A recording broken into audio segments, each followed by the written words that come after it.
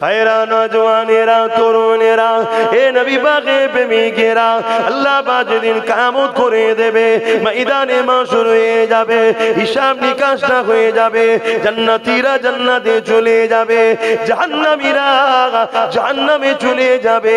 এই সময় আমার আল্লাহ পাক 70,000 নূরের পর্দাকে সরিয়ে দিয়ে জান্নাতীদেরকে দিদার দেবে।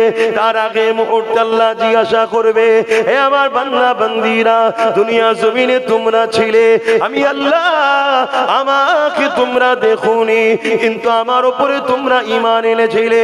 আমানতু বিল্লাহি, আমি আল্লাহ আমার উপরে ঈমান এনেছো, আমাকে তোমরা দেখোনি, তারপরও আমাকে খোদা বলে সিজদা করেছো, আমার হুকুম মেনেছো। আমি যে কোনো খেতে নিষেধ করেছি খাওনি, যে কোনো করতে নিষেধ করেছো করোনি, যে কোনো করতে বলেছি করেছো। হে আমার বান্দা বান্দীরে, আজ আমি আল্লাহ ওয়াদা করেছিলাম তোমাদেরকে জান্নাত দেবো, এই জান্নাত আমি তোমাদেরকে দিলাম।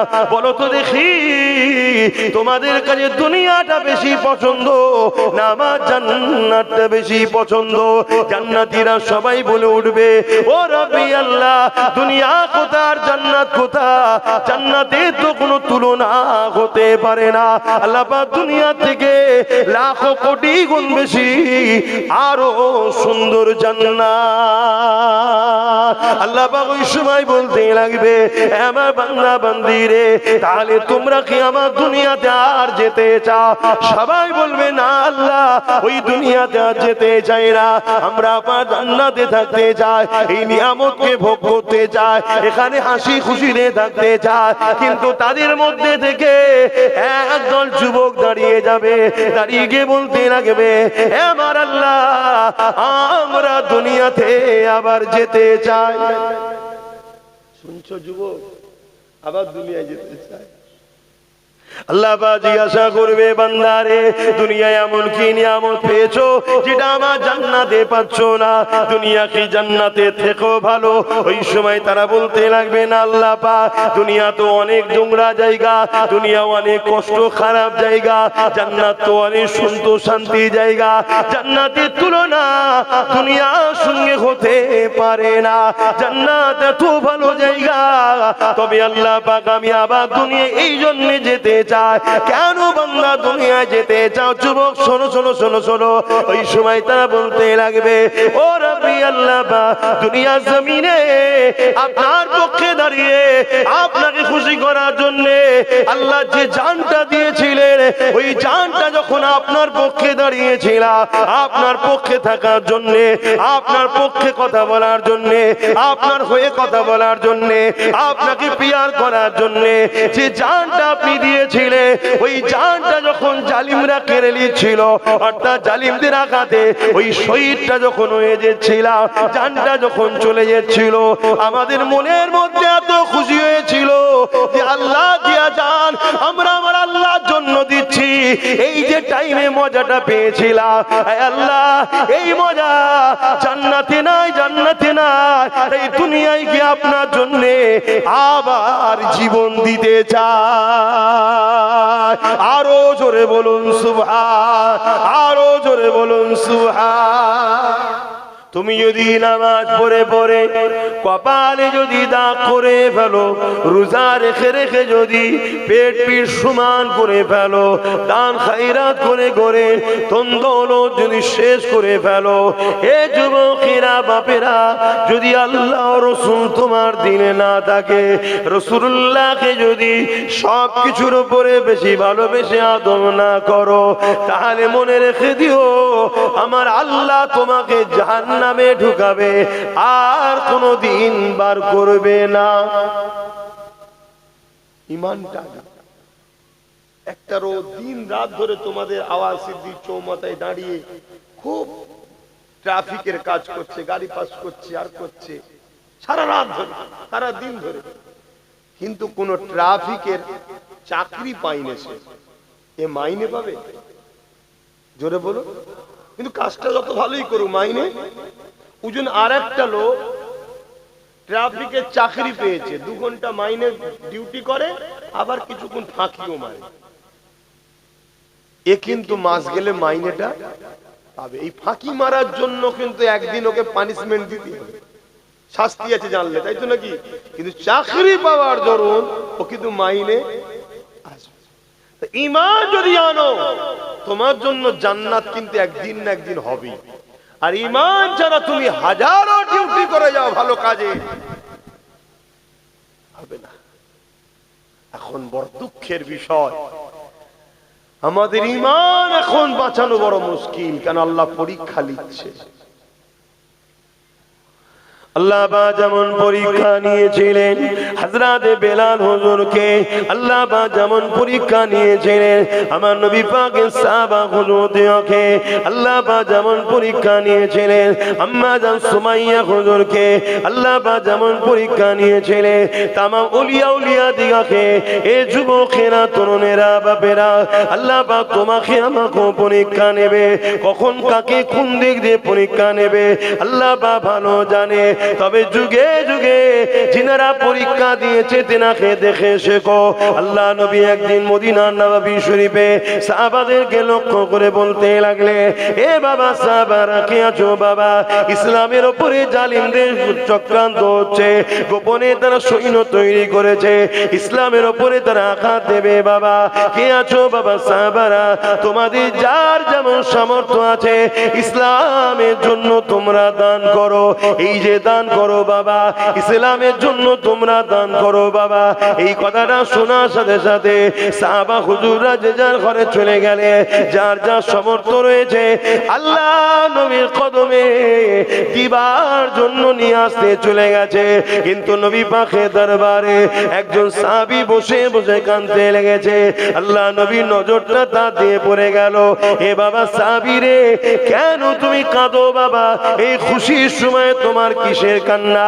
ওই সময় সাহাবী বলতে লাগলে, ইয়া রাসূলুল্লাহ হাবিবাল্লাহ, আমি বড় আপনার গরীব সাহাবী, আমার দিবার মতো কিছু নাই, এই পরনার চাদর টুকু ছাড়া আর কিছু না। ইয়া রাসূলুল্লাহ হাবিবাল্লাহ, এই রকম একটা সময়ে সমস্ত সাহাবা ভাইয়েরা যার যেমন আছে মাল দিচ্ছে, এর বিনিময়ে তারা জান্নাতটা কিনে নিচ্ছে। ইয়া রাসূলুল্লাহ হাবিবাল্লাহ, আমি আপনার কদমে কিছু দিতে পারলাম না, জান্নাতকে কিনতে পারলাম না, এই জন্যে আমি সাহাবী কাঁদতে লেগেছি। এ নওজওয়ানেরা তরুণেরা চিন্তা করে দেখে সাহাবা হুজুরা কিরকম তারা জান্নাতের জন্য, কিরকম তারা গরিব হওয়ার পরও আল্লাহ নবীর জবানের কথাকে বিশ্বাস করে তারা কাঁদতে লেগেছে। হঠাৎ করে সাহাবী বলতে লাগলে, ইয়া রাসূলুল্লাহ হাবিবাল্লাহ, আপনি আমাকে একটু ইজাজত দেন, আমি একবার ঘরে যাব। মাইকের আওয়াজে বুঝতে পারছেন তো সবাই? সাহাবী বললেন, হুজুর আমাকে ইজাজত দেন, আমি একটু ঘরে যাব। আল্লাহ নবী বললেন, যাও বাবা। ঘর বলতে আমাদের মতো নয়, পাতা দিয়ে ঘেরা। আপনি ভাববেন তাহলে ঘর রয়েছে তো, না আমাদের মতো নয়, আমাদেরকে সব দিয়েছে আল্লাহ, কিন্তু আমরা নিজেরাই আল্লাহ ভোলা হয়ে গেলাম। আর তাদেরকে আল্লাহ কত দিক দিয়ে পরীক্ষা নিয়েছে, সব পরীক্ষায় তারা বিজয় হয়ে প্রমাণ দিয়েছে, আল্লাহ আমি আপনাকে আপনার হাবিবকেই চাই। জোরে বলুন সুবহানাল্লাহ। তা সাহাবী ঘরে গেলেন, পাতা দিয়ে ঘিরে একটা ঝুপড়ি, বাইরে থেকে ডাক দিলেন, বাসির। ছোট্ট একটা বাচ্চা ছেলে বেরিয়ে এসেছে, সাহাবী ছেলে। বাপ ছেলেকে ধরে আদর করছে, চুমা দিচ্ছে। হঠাৎ করে সাহাবীর চোখের পানি ওই বাচ্চা সাহাবীর মাথায় পড়ছে, বাসিরের। মুখ তুলে বলছে, আব্বা আজকে কাঁদছেন কেন? আমি জানি আপনি আমাকে বড় ভালোবাসেন, কেন আমার মা নেই দুনিয়ায়, এজন্য আপনি মা, আপনি বাপ, আজকে কাঁদছেন কেন? শোনো যুবক, মরতে আব্বাস সিদ্দিকীকেও হবে, তোমাকেও হবে, সবাইকে মরতে হবে। অনেক কষ্টের বিনিময়ে ইসলাম। আজকে আমাদের গাফলতির জন্যে, আমাদের উদাসীনতার জন্যে, আমাদের লোভ লালসার জন্যে, আমাদের একদল মুসলিম সমাজের মধ্যে মুনাফিকদের চক্রান্তের শিকার হওয়ার দরুন, আমাদের বেঈমান নেতাদের ঝান্ডা ধরে ঘোরার দরুন আজ আমার ভারত ও আমার বাংলা তো ইসলামের উপরে সন্ত্রাসবাদীদের ক্ষমতা কিন্তু বেড়ে গেছে। এটা আমাদের গাফলতির জন্য হয়েছে, আমাদের দোষে হয়েছে। এই সন্ত্রাসদেরকে দমন আমাদেরকেই করতে হবে। যেমন ভুলটা আমরা করেছি এর প্রায়শ্চিত আমাদের দিতে হবে। আর যদি বলো যে পারবো না, দুনিয়াতেও আল্লাহ আরো তোমাদেরকে লিজ্জাত করবে, আরো তোমাদেরকে অপমান করবে, আরো বেইজ্জতি করবে। এই গত পরশুদিন দেখলাম মারতে মারতে উলঙ্গ করে চেক করেছে মুসলমান না মুসলিম। বিহারে দেখেছেন কি? মারতে মারতে মারতে মারতে তাকে চেক করে মেরে কি বলে হসপিটালে ভর্তি, ডেট। এগুলো আমাদের পাওনা। কিছুদিন আগে দেখলেন না ব্রিকেটে প্যাটিস বিক্রি করছিল, মার খেলো এখানে, ও দুদিন পরে এখানেও জানে মেরে দেবে। এসব কিছু আমাদের দোষে হয়েছে। আর এই পাপের প্রায়শ্চিত কাদেরকে করতে হবে? আমাদেরকে। যদি চাও তোমার বাচ্চারা ইজ্জতের সাথে থাক এবং তোমার আখিরাত কামিয়াব হোক, তোমাকে প্রায়শ্চিত করতেই হবে। ভুল আমি তুমি করেছি, কত কষ্ট সাহাবারা করেছে। ওই সময় বাসির জিজ্ঞেস করছে, আব্বা আপনি কাঁদছেন কেন? আল্লাহ নবী সাহাবী বলেন, বাবা ছেলে রে, আল্লাহ নবী দরবারে বসেছিলাম, রাসূলুল্লাহ সাহাবাদেরকে বলতে লাগলে, কে আছো বাবা ইসলামের জন্য মাল দাও, কে আছো বাবা ইসলামের জন্য মাল দাও। জালিমরা গোপনে গোপনে গোপনে গোপনে ইসলামের উপরে আঘাত করার জন্য, মুসলমানদেরকে হত্যা করার জন্য তারা শক্তিশালী মিশন তৈরি করে ফেলেছে, তারা শক্তিশালী দল তৈরি করেছে। এ বাবা সাহাবারা কে আছো মাল দাও। বাবা সাবিরে বাসিরে, জানো তো তোমার আব্বা বড় করে, আল্লাহ নবী বলেছিল এই লড়াইয়ে যারা মাল দেবে আল্লাহ তাদেরকে জমিন আসমানের মতো বড় বড় জান্নাত দেবে। এ বাবা বাসিরে, আমি তোমার আব্বা বড় গরিব বাবা, তুমি তো জানো পরনা চাদর ছাড়া কিছুই নাই। তাই বাবারে আমি মন স্থির করেছি, আমি রাসূলুল্লাহকে তো কিছুই দিতে পারলাম না, আমি রাসূলুল্লাহর কাছে গিয়ে সবাই মাল দিচ্ছে, আমি তোমার আব্বা নিজের জানটাকে ওই লড়াইয়ের জন্য দান করে দেব।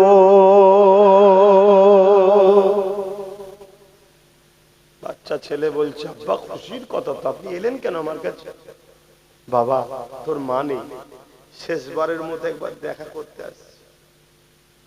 আর আজকে বাপ যদি হক কথা বলতে যায় ছেলে পিছন থেকে টানে, আর ছেলে যদি হক কথা বলতে যায় বাপ পিছন থেকে টানে, যাস না বাবা, ঘরের লাল ঘরে থাকার জিনিস নাকি। অথচ ওই ছেলে মারা গেলে বাপ তাড়াতাড়ি করে, বেশি দেরি করিসনি, পচে যাবে, তাড়াতাড়ি কবর দে। আর ওই বাপ মারা গেলেই ছেলে আবার বলে এত দেরি করছো কেন, অনেকক্ষণ বেড়ে যাচ্ছে, আর লাস্টে লাশ ফুলছে, ফাটবে, গন্ধ হবে, তাড়াতাড়ি দাও। কি বলে না বলে না? তাহলে একই মানুষ জানটা বেরিয়ে গেলে ভুল পাল্টে যায় কেন? এজন্য ভুল পাল্টে যায় যে এর দ্বারা আমার আর কাজ। ও তাহলে আপনি যদি কারো দ্বারা কাজ না পেলে ভুল পাল্টে যান, তাহলে বান্দা আমি আপনি আল্লাহর, আর আমার দ্বারা যদি আল্লাহর দ্বীনের উপকার ছেড়ে দিয়ে ক্ষতি হয়, আল্লাহ কি আমাদের ঠিক রাখবে? কি গো বলবেন তো হ্যাঁ কি না? বাবেরা নওজওয়ানেরা, এ নবী পাকের প্রেমিকেরা, আল্লাহ নবীর ওই বাচ্চা সাহাবী বাসির বলতে লাগলে, আব্বা জান আপনি দেরি করবেন না, আপনি চলে যান, আমি বাসি নিজেকে বড় ধন্য মনে করব যদি আল্লাহ রাসূল আপনাকে কবুল করে না। হে আমার আব্বা জান, তবে আমি ইন্তজারে থাকবো, আমার আল্লাহ যদি আপনাকে গাজী করায় আমি বাসির ধন্য হব, গাজীর বেটা হতে পেরেছে। আর আল্লাহ যদি আপনাকে শহীদ করে যায়, কিয়ামতের দিনে আল্লাহ পাককে বলবো, ও রব্বি আল্লাহ, দিনের জন্য যখন আমার বাপের প্রয়োজন হয়েছিল, আমি বাসির আমার মা ছিল না, দুনিয়ায় আমার বাপই শুধু একমাত্র সাহারা ছিল, আমি বাপটাকেও আপনার জন্য দিয়ে দিয়েছি, আমি তাকে আটকে রাখিনি, তার পা ধরে আমি কাঁদিনি যে আব্বা আপনি যাবেন না, আমি বাসির একা কি করব, এই কথা আমি একবারও বলি না।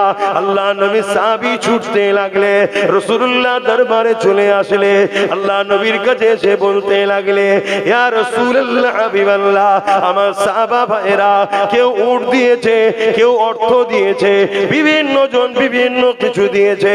ইয়া রাসূলুল্লাহ হাবিবাল্লাহ, এই লড়াইয়ের জন্য ইসলামের পক্ষে, মানবতার পক্ষে, ইনসানিয়াতের পক্ষে, গরিবের পক্ষে, আল্লাহ ও রাসূলের পক্ষে আমি আমার জানটাকে দান করে দিলাম। আরো জোরে বলুন সুবহান।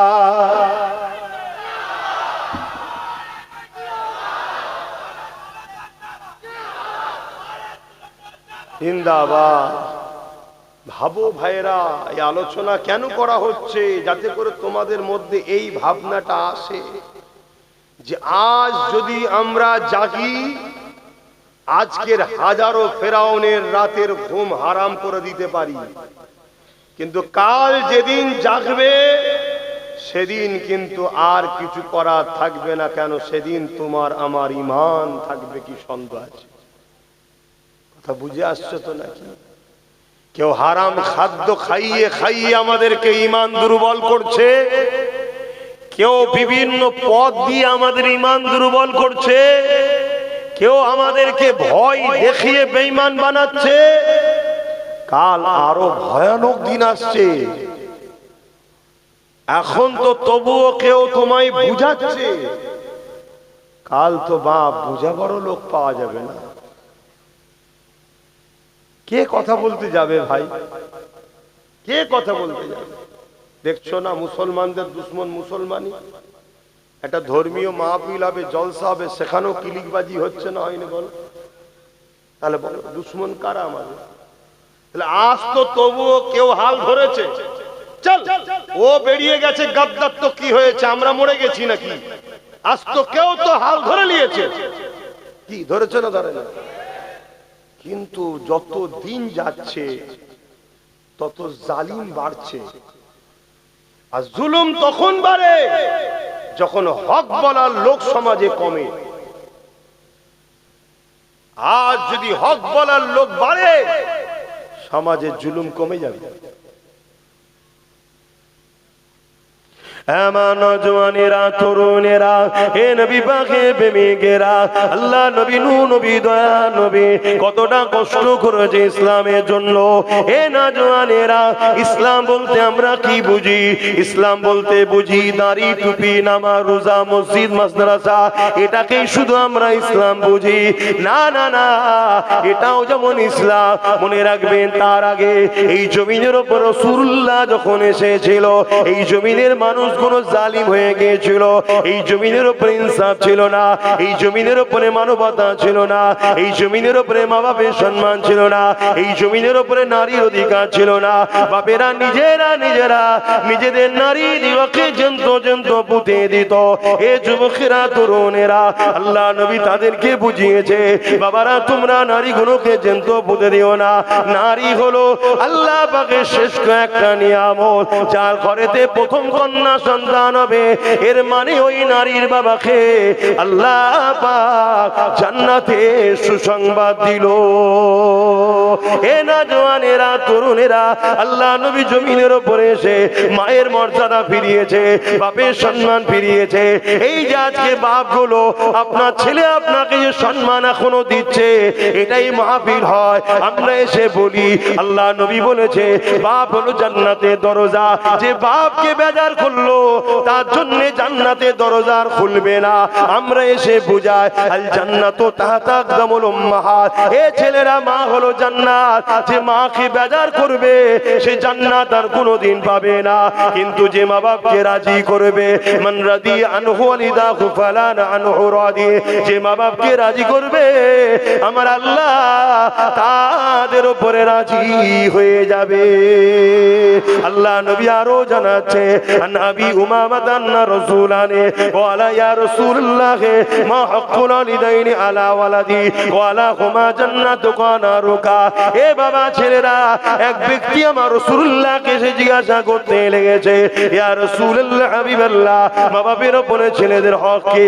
আল্লাহ নবী জানিয়ে দিলে, হুমা জান্নাতুকা ওয়া নারুকা, তোমরা যদি মা বাপকে বেজার করো, মা বাপকে আঘাত দাও, মা বাপকে কষ্ট দাও, তাহলে তুমি জাহান্নামী হয়ে যাবে।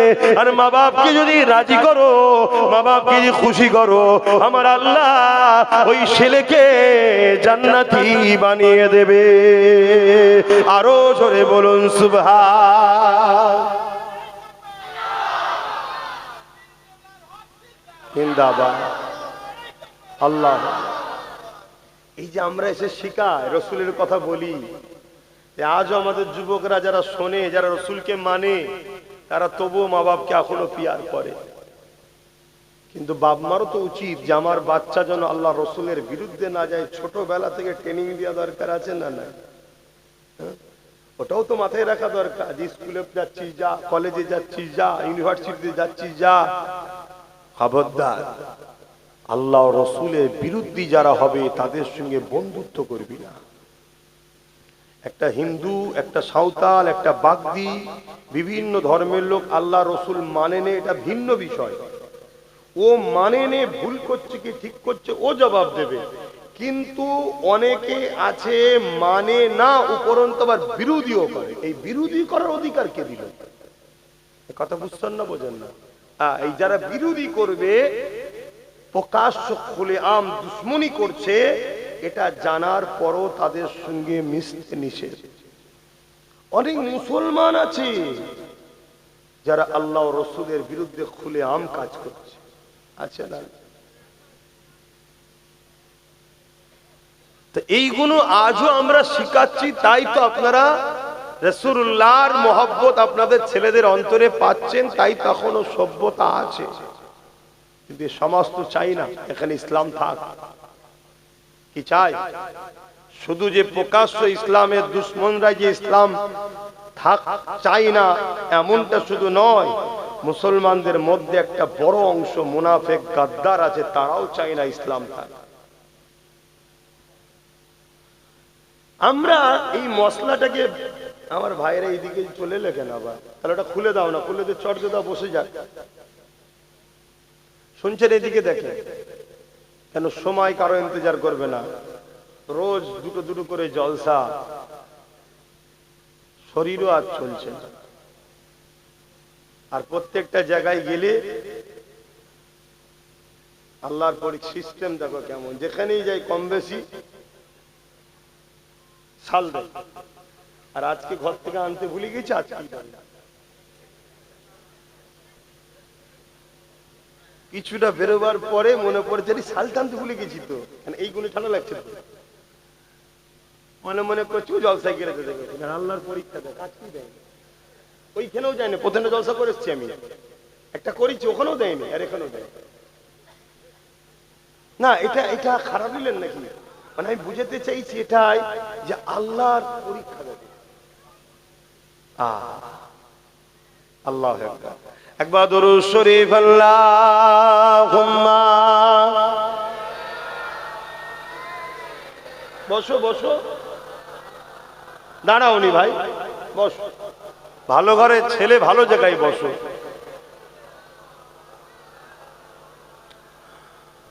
মধুর চেয়েও মধুর আরো আমার নবীর নাম, আমার নবীর নাম। মধুর চেয়েও মধুর আরো আমার নবীর নাম, আমার নবীর নাম। ওই নামেরই মধু পিয়ে, ওই নামেরই মধু পিয়ে দোয়েল কোয়েল বেড়ায় গে। ওই নামেরই মধু পিয়ে দোয়েল কোয়েল বেড়ায় গে বুলবুলি গায় ওই নামের গুণ, বুলবুলি গায় ওই নামের গুণ, আমার আমার নবীর নাম মধুর চেয়েও মধুর আরো আমার নবীর নাম। আল্লাহুম্মা সাল্লি আলা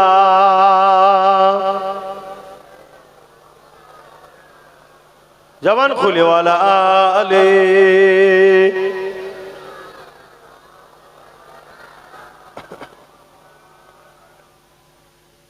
কি কথা বলছিলাম, কি কথা বলছিলাম?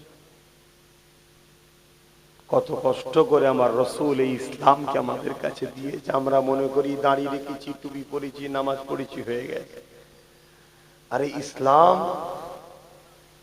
এটা ইসলামের মধ্যে কথাটা ঠিক, কিন্তু মন দিয়ে শোনো, ইসলাম জুলুম মুক্ত সমাজ গড়ার নাম ইসলাম।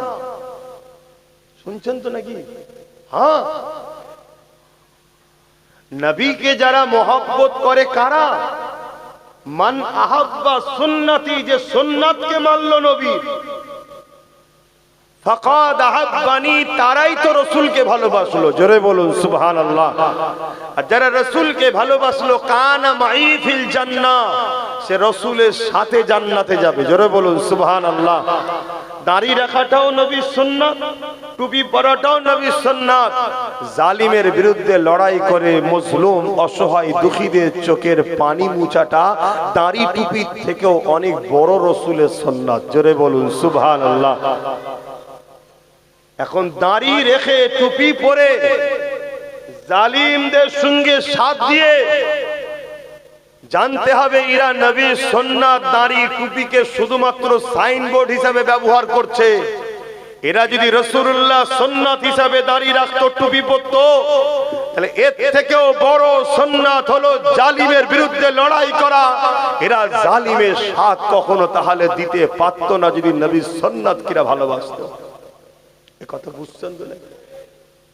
হ্যাঁ, আমাদের সমাজে কিছু ছেলে আছে হয়তো দাড়ি রাখেনে, টুপি পরেনে, কিন্তু রাসূলুল্লাহর একটা বড় সুন্নতকে পালন করে, জালিমের বিরুদ্ধে লড়াই করে। শুনছেন না শোনেন না? হ্যাঁ, অনেকে টিটকিরি মারে, আব্বাসের জলসাই সব দাড়ি চাচা প্যান্ট শার্ট পরা। হ্যাঁ জানি, এরা ভুল করছে।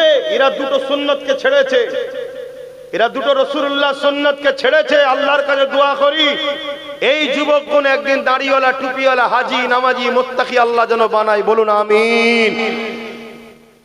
কিন্তু দাড়ি রেখে টুপি পরে রাসূলুল্লাহর বড় সুন্নতের বিরোধীরা করেনে।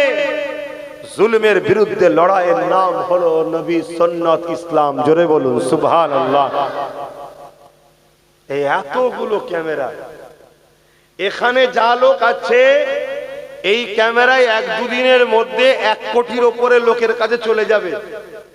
আর আমার আজকে তোমরা যতটা ভালোবাসার লোক মন দিয়ে না শোনো, তার থেকে বেশি দুশ্মনরা আরো বেশি ফলো করে শোনে। তুমি কি ভাবছো আজকে তোমার গ্রামে তারা শুনছে না? যারা আসলে অসুবিধে ছিল, তারা তো শুধু নফসি নফসি করছে যে এখনো ঠান্ডা আমাদের জলসা করছে। কি ব্যাপার বলবি? দাঁড়া না, লাস্টে দিচ্ছি। কেন? জুলুমের বিরুদ্ধে রাসূলুল্লাহ লড়েছে। অতএব জুলুমের বিরুদ্ধে বলাটা হলো রাসূলুল্লাহর দ্বীনের খেদমত। শুনছেন তো নাকি? হ্যাঁ, তুমি কেমন মুসলমান? তুমি আজকে রেজিদের সঙ্গে বন্ধুত্ব রেখেছ? তুমি কেমন মুসলমান? আজকে আবু জেহেল, উতবা, সাইবা, এই তোরা ওখানে কি করছিস? ওর ওইদিকে তো মা বোনরা আছে, তার পর্দার কাছে গেছি কেন?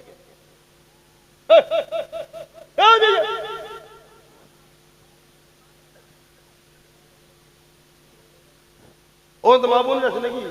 তাহলে ওখানে কেন চলে যাবে? এই বীজখানে ডিস্টার্ব হয়ে গেলে না অজের লাইন বন্ধ করে। কারি সাহেব ভালো বুঝতে পারবে, যারা ওয়াজ করে তারা ভালো বোঝে। আর আমি তো আবার আরো বেশি উল্টো হয়ে যায়। কেন? আল্লাহ কারে ভাইয়ের আল্লাহ অনেক ভালো রাখুক, দোয়া করি। আমার মাথায় যা লোড, এই লোড আমার আরো খারাপ করে দেয়। মানে আমি ওয়াজ করি এখানে, কিন্তু আমি ঘুরি আরো দুনিয়ায়। একটা মন দিয়ে ওয়াজ হয়, আল্লাহ জানে কটা মন আছে, একটাই মনই ঠিক। মানে বুঝাতে চাইছি, হাজারো দিকে ওয়াজ করতে করতে খেয়াল রাখতে কি যে হবে আল্লাহ জানে। কিন্তু চেষ্টা হলো আমাদের কাজ। চেষ্টা কি কাজ? ফাইসাল্লাহ আমার কাজ না আপনার কাজ? ফাইসাল্লাহটা কাজ? আল্লাহ।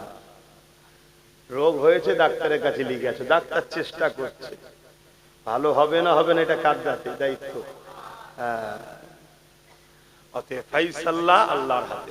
তো যাক ভাই, যে কথা বলছিলাম, আমার রাসূল পাক সাল্লাল্লাহু আলাইহি সাল্লাম অনেক কষ্ট করেছে। আল্লাহ নবীর জীবনী খুলে দেখো, ইসলামের জন্য রাসূল পাক উহুদের ময়দানে গিয়ে দান্দা মুবারক শহীদ হয়েছে। আহা, দয়াল নবীর চেহারা মুবারক রক্তে ভরে গেছে। হে নবীর উম্মত, তোমার বিবেক একটু কাঁদে না?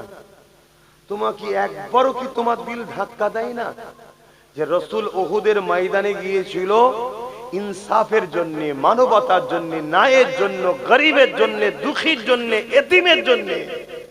আমার রাসূলের জীবনে একটা লড়াই নেই কোন ধর্মের বিরুদ্ধে রাসূল লড়েছে। শুনছেন তো? উপরন্ত আমার রাসূল মদিনা সনদ করেছিল যে কেউ কারো ধর্মের উপরে আঘাত দেবে না, কোন গোত্র বা কোন ধর্মের উপরে আঘাত দেবে না, এই চুক্তিবদ্ধ করেছে। আমার রাসূল যতবার লড়েছে আল্লাহর সৃষ্টিকে বাঁচাবার জন্য, এতিমের জন্য, বিধবার জন্য, গরিবের জন্য, মজলুমের জন্য, দুঃখীর জন্য। সেই দুঃখী অমুসলিম আমার রাসূলকে মানে নেই তখন, কিন্তু সে অসহায়, রাসূল তার জন্যও লড়েছে। জোরে বলুন সুবহানাল্লাহ। তারিখে হাদিস দেখো,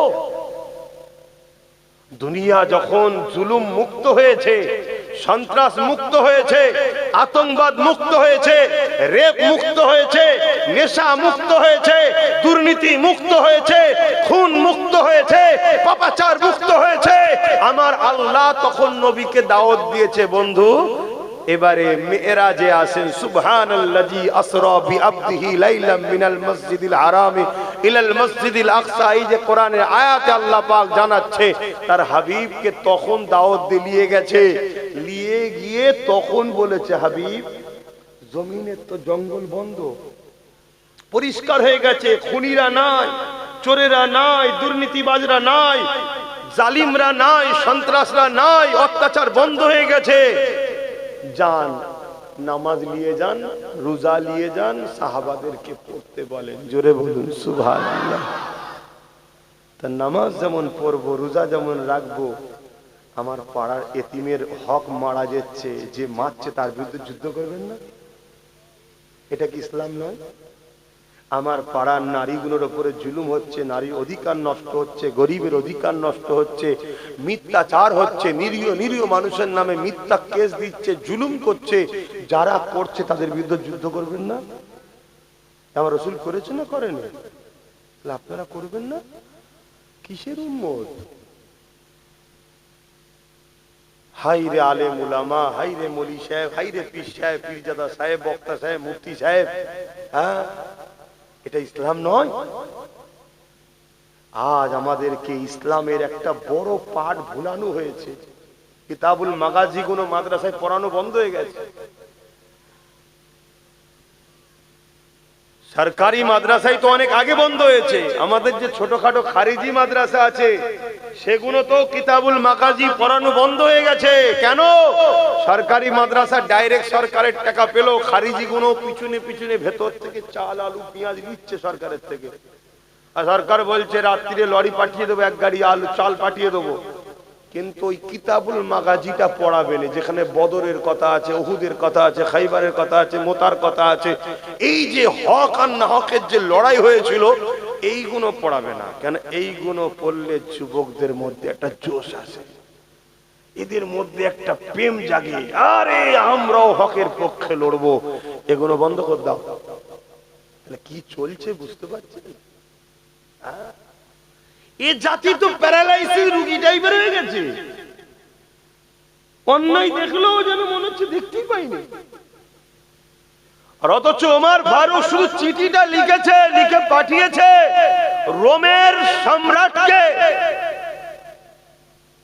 পৃথিবীর দাদা তখন রোম, আমেরিকা আজকে যা দাদা, এর থেকে সুপার পাওয়ার তখন রোম ছিল। যে জুলুম যে হচ্ছে তোমার দেশে শুনছি, উমার কি আসবে রোমে?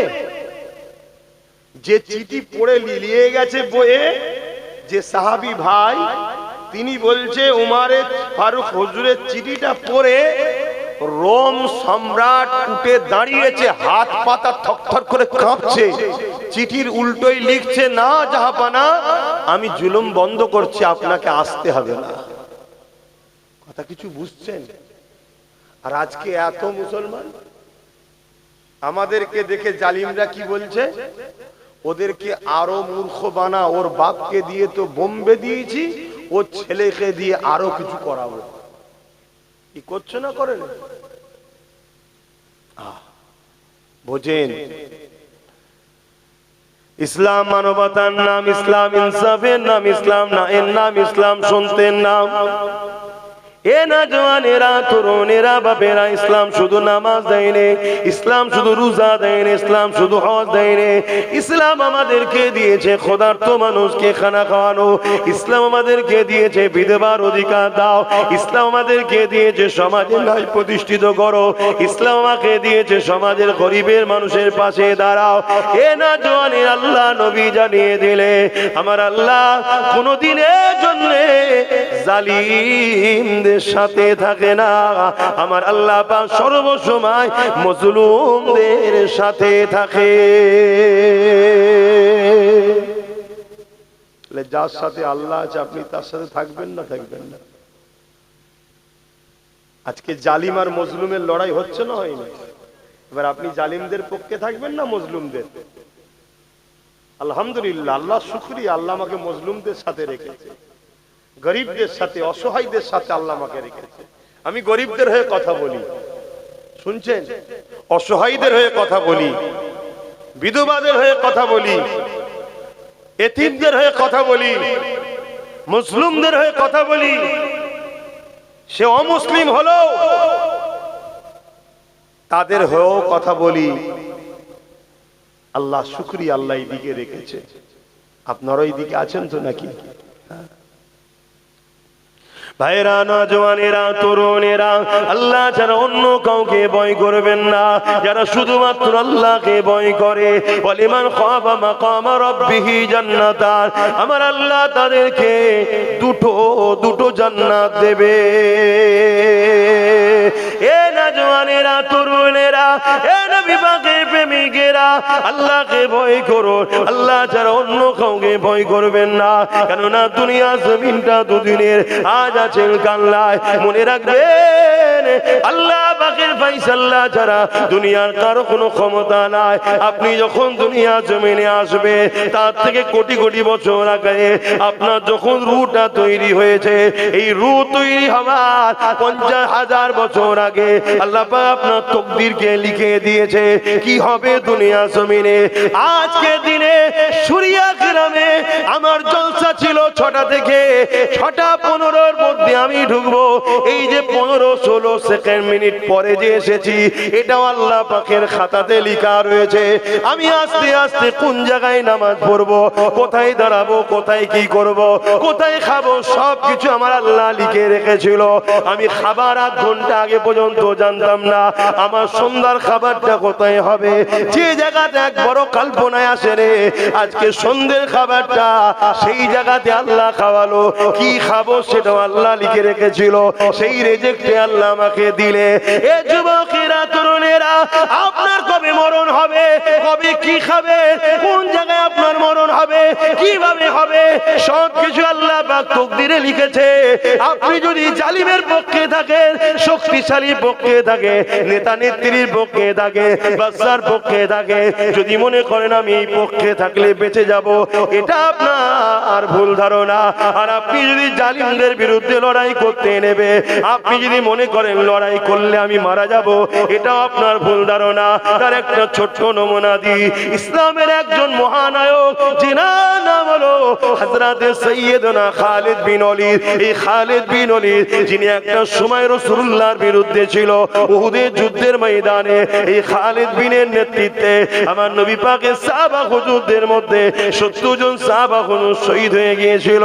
এই খালিদ বিন ওলীদ একটা সময় আবার হিদায়াত হয়ে যায়, পরিবর্তন হয়ে যায়। হয়ে যাবার পরে আমার রাসূলুল্লাহর পক্ষে দাঁড়িয়ে, ইসলামের পক্ষে দাঁড়িয়ে, আল্লাহর পক্ষে দাঁড়িয়ে 120 থেকে 25টা লড়াই করেছে। প্রতিটা লড়াইয়ে যখন খালিদ বিন ওলীদ যেত, খালিদ বিন ওলীদ বলতে লেগেছে, আমি দূরে নফল নামাজ পড়ে আল্লাহর কাছে দোয়া চাইতে থাকতাম, ও রব্বি আল্লাহ, আপনার দ্বীনের জন্য লড়াই করতে করতে, গরিবের পক্ষে লড়াই করতে করতে, আপনার সৃষ্টির পক্ষে লড়াই করতে করতে, আপনার হাবিবের পাশে দাঁড়িয়ে লড়াই করতে করতে আমি খালিদ বিন ওলীদের আল্লাহ যেন শহীদের মরণটা নসিবে হয়। এই যে যতগুলো লোক আছি আমাদের এখানের মধ্যে কে কে আছে যে কোনোদিন মরবে না? বলবেন তো? একটা লোক নেই এর মধ্যে যে সারা জীবন থাকবে, সবাই মরে যাবে। তাই ও আবার বলছে সে ওলি নেই, কেন ওলি বেঁচে থাকে নাকি? তাহলে মরণ তো সবার হবে নাকি? আস্তে, অত বেশি বকাবার ভালো নয়। সুযোগ দিয়েছি বলে কাঁধে উঠতে যাওনি আবার, শুনছেন তো নাকি? তাহলে মরণ তো সবারই হবে। কিন্তু খালিদ বিন ওলীদ বলছে আমি প্রতিটা যুদ্ধ 120 থেকে 25টা লড়াই করেছি। ও লড়াই তো লড়াই, কেমন লড়াই শুনবেন? একটা লড়াইয়ের কথা বলছি। ওই রোম এম্পায়ারদের সঙ্গে লড়াই হচ্ছে। খালিদ বিন ওলীদের সৈন্য সংখ্যা হচ্ছে, উনি নেতৃত্ব দিচ্ছে 3000, আর রোম এম্পায়ারদের সৈন্য সংখ্যা হচ্ছে 2 লক্ষ। এই লড়াইয়ে তো খালিদ বিন ওলীদের নেতৃত্বে আল্লাহ আমাদের বিজয় দিয়েছে। জোরে বলুন সুবহানাল্লাহ। খালিদ বিন ওলীদ বলছে আমি এত দোয়া চাইছি যে আল্লাহ যদি আমার শহীদ নসিব করে, শহীদ নসিব করে। কেন শহীদের মরণটা হলো সব থেকে উত্তম মরণ, যে মরণ কিয়ামতের দিনে ওই অবস্থায় উঠাবে যে অবস্থায় দুনিয়াতে সে ইন্তেকাল করেছে, ওই অবস্থায় তাকে উঠানো হবে এবং বেহিসাব জান্নাত যাবে। জোরে বলুন সুবহানাল্লাহ। যে কঠিন দিন, মাথার গিলুগুলো গলে গলে নাক দিয়ে পড়বে, শরীর থেকে পাসিনা ঝরতে থাকবে। এই কঠিন দিনে তো যেখানে সবাই নফসি নফসি, আমার কি হবে, আমার কি হবে। এ যুবক, ওই দিনে আল্লাহ রসুলের জন্য যারা কুরবান হয়েছে, আল্লাহ রসুলের জন্য কুরবান মানে এতিমের উপরে জুলুম হয়েছে, তুমি এতিমের পক্ষে দাঁড়িয়েছো। জালিম যদি দেশের প্রধানমন্ত্রী হয় তারও বিরুদ্ধে লড়েছো। যেখানে দেখেছো অসহায়ের উপরে জুলুম হয়েছে, গরিবের হক মারা হচ্ছে, তুমি গরিবের পক্ষে আওয়াজ তুলেছো। আর আওয়াজটা যদি রাজ্যের সিএম এর বিরুদ্ধে হয় যে তুমি ছোট মানুষ, এত বড় নেতা না, আমি ও নেতাকে আমি চিনি না, আমি এতটুকু জানি এর পাশে দাঁড়ালে আল্লাহ খুশি হয়, আল্লাহর খুশির জন্য আমি এর পাশে দাঁড়াবো। এই নিয়তটাই ছিল তোমার বড়। এই কামিয়াবি যদি তুমি করতে পারো, এমনও হতে পারে আল্লাহ তোমায় গাজীও বানাবে। গাজী হলে দুনিয়ায় মালও পাবে, ইজ্জতও পাবে, আবার পরকালে জান্নাতও পাবে। জোরে বলুন সুবহানাল্লাহ। কিন্তু শহীদ এত বড় সম্মান। আল্লাহ রসুল বলছেন পিপিলিকা কামড়ালে যেমন মানুষের কষ্ট বুঝে যায়, ওর থেকেও কম কষ্ট হলো শহীদ যখন হয় ওর জানটা বেরোয়, ওর থেকেও কম কষ্টে জান বেরিয়ে যায়। জোরে বলুন সুবহানাল্লাহ।